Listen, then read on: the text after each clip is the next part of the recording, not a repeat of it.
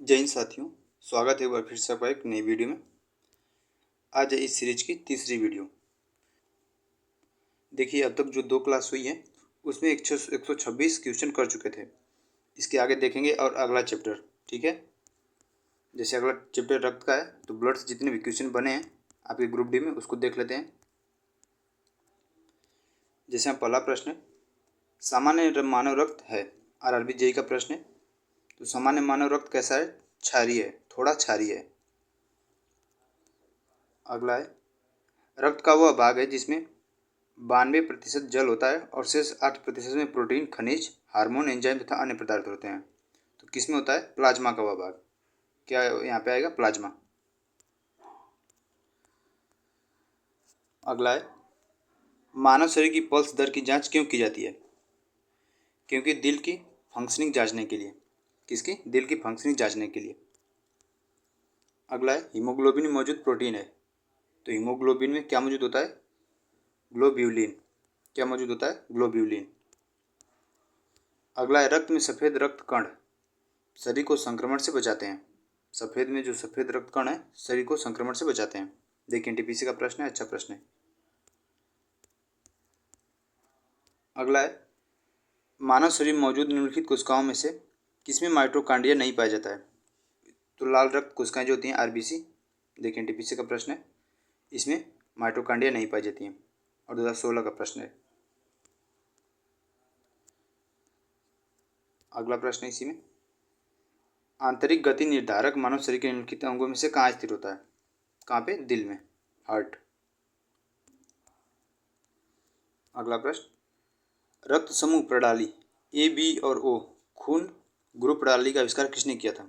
ए, B और ओ का Karl Landsteiner ने। ए बी रक्त वर्ग वाला एक व्यक्ति क्या कर सकता है? किसी भी वर्ग से रक्त ले सकता है। तो जितने भी प्रश्न थे रक्त से, जो रक्त का चैप्टर है उससे प्रश्न बने थे। आगे का चैप्टर है आपका पोषक पदार्थ। तो पोषक पदार्थ से देख लेते हैं कितने क्वेश्चन बने आपके। और जो थ्योरी है इसको भी करा देंगे किसी दिन, क्योंकि यहाँ पे करने के बाद वीडियो ज़्यादा लंबी हो जाएगी।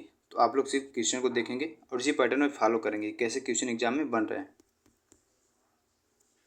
जैसे यहाँ पे पहला प्रश्न है, निम्न में से ऑक्सीकरण के समय अधिकतम मात्रा में ऊर्जा उत्पन्न करते हैं कौन? वसा। अगला प्रश्न है, कार्बोहाइड्रेट, प्रोटीन और वसा का पूर्ण पाचन कहाँ पर होता है? तो इसका पूर्ण पाचन आपकी छोटी आंत में। कहाँ पे? छोटी आंत में। और देखिए, सभी पूछे गए प्रश्न हैं, खास करके आरआरबी में। अगला प्रश्न है, भोजन का पाचन निम्न अंग से प्रारंभ होता है। कहाँ से? मुंह से। मुंह से पाचन शुरू हो जाता है आपका। अगला प्रश्न है, एक जानवर द्वारा निस्सारित किया गया फेरोमोन एक ही जाति के जानवरों के बर्ताव पर प्रभाव डालती है। थोड़ा अलग प्रश्न है ये, तो इसको भी आप लोग देख लेंगे। अगला प्रश्न है, गले में के छल्ले मौजूद होते हैं। उपास्थि। किसके? गले में उपास्थि के छल्ले मौजूद होते हैं। अच्छा प्रश्न है। अगला प्रश्न है, प्रोटीन की कमी से निम्न में से कौन सी बीमारी होती है? प्रोटीन की कमी से कौन सी बीमारी होती है? क्वाशियोकर। कौन सी? क्वाशियोकर। अगला प्रश्न, केला किस विटामिन का एक अच्छा स्रोत है? विटामिन बी का। Vitamin B. निम्न में से किसकी कमी से रिकेटस बीमारी होती है? Rickets, vitamin D. सभी पता है तो अच्छा प्रश्न है।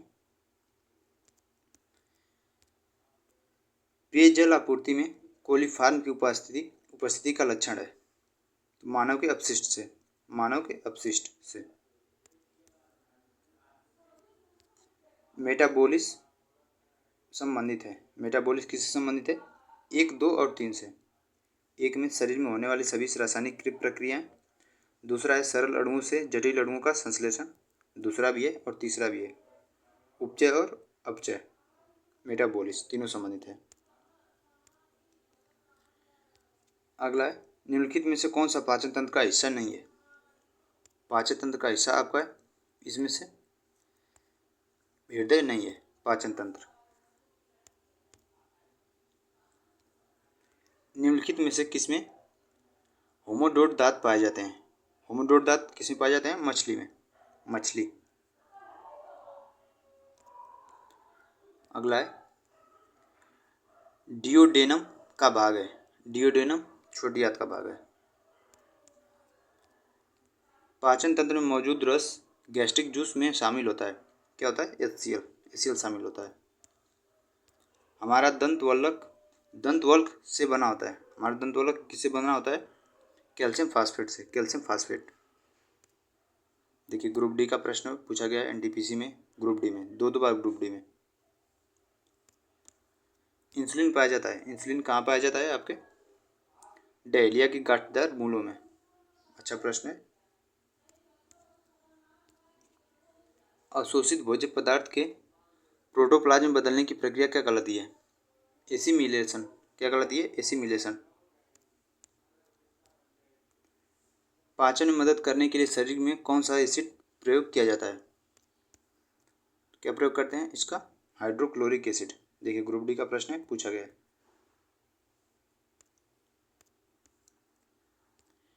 भोजन से प्राप्त ऊर्जा को कैसे मापा जाता है? कैलोरीज में। किसमें? कैलोरीज में। मानव शरीर का एकमात्र अंग जो पुनः विकसित सृजित हो सकता है, कौन सा है? जिगर। मानव शरीर में कंठ को क्या कहा जाता है?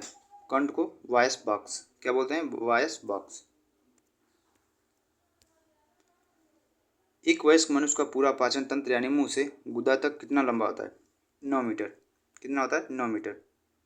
पूरा पाचन तंत्र यानी मुंह से गुदा तक 9 मीटर होता है। किस प्रक्रिया के द्वारा आहार नली में भोजन आता है? भोजन जाता है किस प्रक्रिया के द्वारा? अंतःग्रहण। क्या बोलते हैं उसे? अंतःग्रहण। भोजन नली की दीवारों के संकुचन और प्रसरण को क्रमाकुंचन गति कहा जाता है। क्या बोलते हैं? क्रमाकुंचन गति। अगला है ग्रुप डी का प्रश्न। निम्न में से कौन सा मानव आहार नली का भाग नहीं है? वायु कोशिका। वायु कोशिका क्या है? आपका मानव आहार नली का भाग नहीं है। देखिए ग्रुप डी में अच्छे प्रश्न बनते हैं, तो आप लोग साइंस को बिल्कुल इग्नोर ना करें, बिल्कुल अच्छे से सभी चैप्टर को कवर करके जाएं। एंजाइम टाइलिन में पाया जाता है। एंजाइम लार में पाया जाता है। अच्छा प्रश्न है। पाचन के बाद कार्बोहाइड्रेट किस में परिवर्तित हो जाता है? पाचन के बाद कार्बोहाइड्रेट ग्लूकोज में। किस में? ग्लूकोज में। देखिए भी ग्रुप डी का प्रश्न है। एंजाइम मूल रूप से क्या है? अगला प्रश्न है 28 नंबर का। एंजाइम मूल रूप से क्या है? एंजाइम एक प्रकार का प्रोटीन है। क्या है? प्रोटीन। अगला प्रश्न। पाचित खाना निम्नलिखित द्वारा अवशोषित किया जाता है। क्षुद्रांत द्वारा। किसके द्वारा? क्षुद्रांत। फिर से ग्रुप डी का प्रश्न है। अग्नाशी रस में मौजूद एंजाइम प्रोटीन को एमिनो एसिड में परिवर्तित करता है। कौन सा? ट्रिप्सिन। ट्रिप्सिन। पचन के दौरान होती है पित्त की भूमिका। पित्त की भूमिका क्या होती है? वसा का पायसीकरण। वसा का पायसीकरण करता है। देखिए ग्रुप डी का प्रश्न एक 28 की डेट पर और 20 की डेट पर दो बार पूछा गया है और 2018 में ही। को पचाने के लिए शाकाहारी को लंबी छोटी आंत की आवश्यकता होती है। सेलुलोज। सेलुलोज को पचाने के लिए जो शाकाहारी को लंबी छोटी आंत की आवश्यकता होती है। फिर से ग्रुप डी का प्रश्न है। मानव भोजन और हवा के लिए सामान्य मार्ग क्या है? सामान्य मार्ग है ग्रसनी। क्या है? ग्रसनी। यकृत कार्य करता है पाचन। यकृत का कार्य क्या है? पाचन। ग्रुप डी का प्रश्न है। अगला प्रश्न। निम्नलिखित में से कौन सा अंग संचित ग्लाइकोजन को खंडित कर ग्लूकोज में परिवर्तित करता है? कौन सा है? यकृत। यकृत। अब यहाँ पे सूची दी गई है जिसको मिलाना है। तो कार्बोहाइड्रेट आपका स्टार्च। Carbohydrate starch. और एंजाइम क्या है? पेप्सिन। Enzyme pepsin. और हार्मोन क्या है? प्रोजेस्टेरोन। और प्रोटीन क्या है? केराटिन। ठीक। तो ऑप्शन नंबर 20 का सही आंसर हो जाएगा। घी को हजम करने में जो पित्त द्रव सहायता करता है वह स्रावित होता है जिगर से। कहाँ से? यकृत से। तत्काल ऊर्जा के लिए खिलाड़ी को क्या दिया जाना चाहिए? कार्बोहाइड्रेट।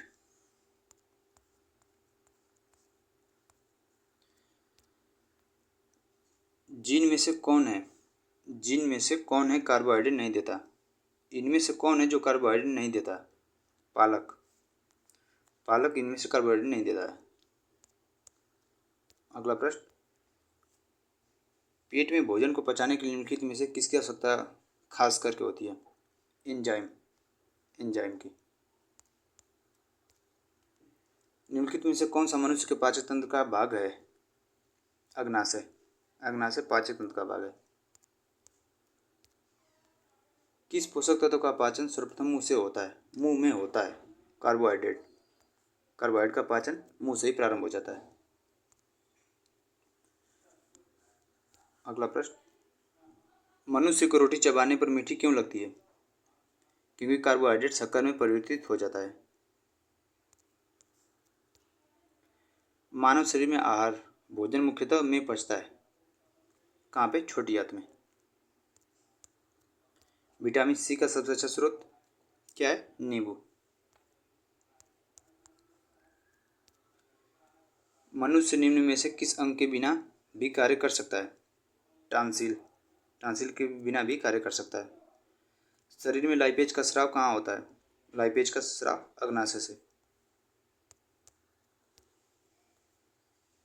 ग्रसिका एक नली है जो कि कहलाती है आहार नली भी कहलाती है। ग्रसिका को आहार नली भी कहते हैं। अगला है, प्रौढ़ों में 4 प्रकार के दांत होते हैं। इन चारों में नुकीला मूल वाला दांत कहलाता है रत्नक। क्या कहलाता है? रत्नक। अधिकतम पोषक तत्व रक्त में अवशोषित किए जाते हैं छोटी आंत में। कहाँ पे? छोटी आंत में। तो इसके चैप्टर खत्म होते हैं। अब अगला चैप्टर आपका है मानव रोग। मानव रोग के देख लेते हैं कितने क्वेश्चन है।